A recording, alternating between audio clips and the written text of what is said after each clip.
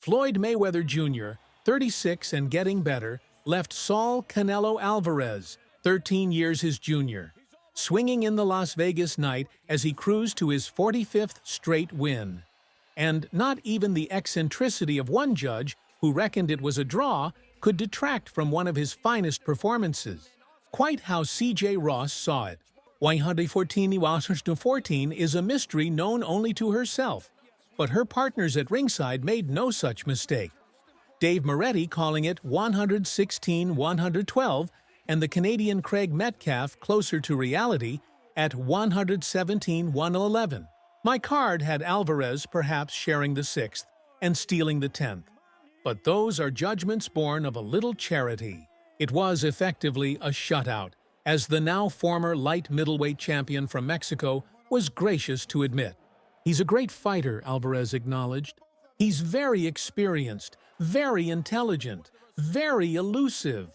It's as simple as that. The frustration was getting to me. I just didn't know how to catch him. Mayweather unmarked said, "I take my hat off him? Mexico has had some great champions, and Canelo is a true champion. I just listened to my dad. He had a great game plan. Take my time. If Amir Khan can get past Devin Alexander on 7th of December, he has as good a chance as anyone of being Mayweather's next opponent. And about as good a chance of winning." Alvarez was widely considered Mayweather's toughest test for a long time. From the classic sweep of his deep red hair to the arc of his right cross, he was every inch a throwback, except this was no black and white 30s fight reel, but a modern-day Mexican hero, a cowboy from Juanacatlan called Canelo. He entered the ring to a chorus of live singing by his compatriots who had flooded into Las Vegas for Mexican independence celebrations. We take a look at Mayweather in the round.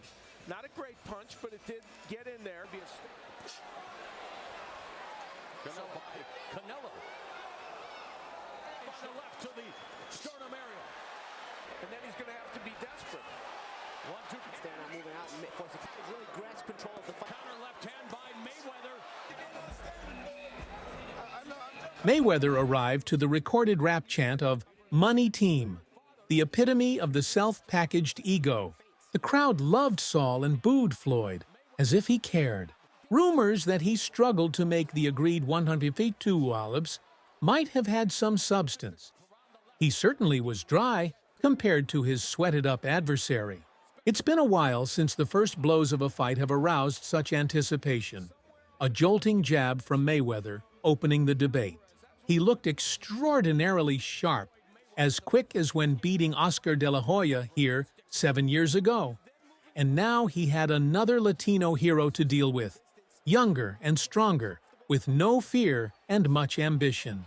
Alvarez's Christmas tree green gloves remained in their holster as he sought an opening, and Mayweather filled in the gaps with the most annoying jab in the business. It was not that Mayweather's fists were so much quicker than his stocky young opponents, but his mind moved a click quicker, and his whole body shimmied with electricity. What Alvarez could do to the likes of Matthew Hatton and Ryan Rhodes, he could not easily do to this ring phenomenon. In the third, Mayweather switched from speed to power, doing as he pleased, and knocking back that distinctive red mop, now drenched in the sweat of anxiety and effort. Beforehand, like many of the 44 who had arrived at this place in hope, Alvarez said he had seen a flaw in Mayweather. But in the fourth, he was boxing as he would sooner see the floor, swinging wildly. He hit him low, then high, with an elbow. Countering off the front foot, Mayweather continued punish Canelo with his full repertoire. Short rights, long lefts, jabs to the body, hooks around his lead.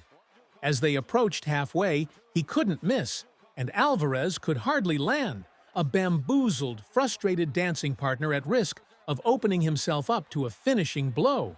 They stood toe-to-toe in center ring at the end of the 6th, Mayweather swaying and sniping from his freakishly solid base, Alvarez still swinging in the wind with the occasional minor success.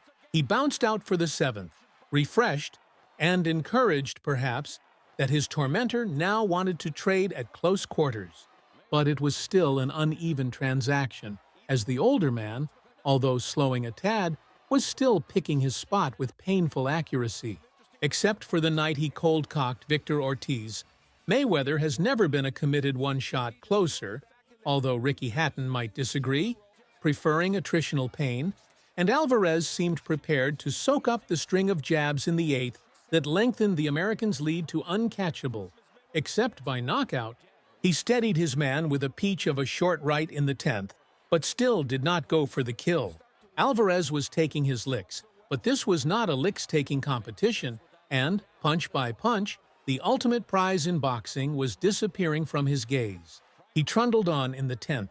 If his only chance was to land a Sunday punch, it looked as if he were waiting until Sunday, although he was pleased with a little flurry at the end of the round, which he might have shaded. Mayweather gave his target some verbals at the start of the 11th, then got physical with another crunching right over the top of his guard, followed by an as-you-please selection of shots from all angles. So relaxed was he that he spared seconds to peer through the ropes at something that caught his eye. With the job all but done, Mayweather slid and ran. Alvarez kept lunging, his allotted time now down to 3 minutes, the frustration painted on his freckled face. His head dropped as he sloped back to his corner. Mayweather's grin told a familiar story. For the 45th time, he was just way too good.